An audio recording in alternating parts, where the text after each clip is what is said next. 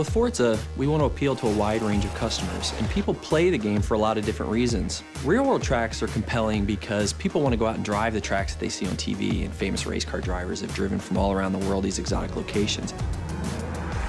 Hockenheim in particular was a great opportunity for us to get a track in Germany and have some balance across Europe. Hockenheim's a great track. It's been in DTM, it's been in lots of great sports car racing as well as other types of racing around the world. It's a really old track. It's a very high-speed track. So it had a lot of great components for us. Hockenheim is very different from the Alps. It's in the middle of Germany, so it's one of the flattest tracks in the world. There really isn't any elevation change to the track itself.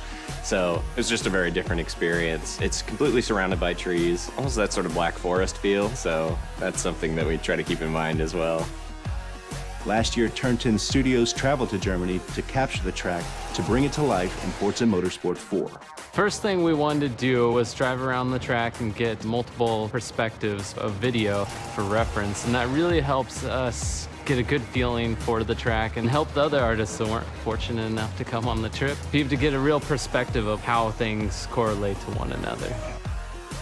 My plan was to capture every square inch of this place, from the smallest details like tire skids to spherical panoramas. Between the three of us, I would estimate that we won't be leaving this track with less than 10,000 photos. We have many different techniques for capturing the track. One of them is that we lay down GPS splines. So we'll actually walk or drive around the track with different GPS devices so that we can accurately reproduce the topography and the camber of the track. There's a guy that wears this military-grade GPS harness with his little antenna. It's sub-centimeter accurate on the horizontal and it's sub-foot accurate on the vertical, and he walks the edges of the tracks. The poor guy that has this has to walk the inner and outer loops of this circuit and then get the outer barrier so that we get the exact information of where the ribbon goes, where the curbing is, where the walls are, all the structures. Everything is inch perfect where this stuff exists, all the camber angles in the corners. Generally, the process for creating a track tends to be the same for all tracks. There'll be slight differences between real-world and fictional tracks, but the first thing we say is, what is the feel for this track? What are we trying to impart to the player? When it comes to real-world tracks, we want to make them as accurate as possible. Hockenheim in particular, that comes down to the Mercedes grandstand. There's a grandstand there that's shaped like a giant C, and it dominates the entire track. It's almost like a monument to the area itself, so we put a lot of detail into it.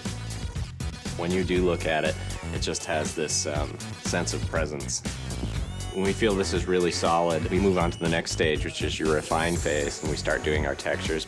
So basically, everything is there and to a level that we would consider shippable, but may not have that extra level of sparkle that we want it to.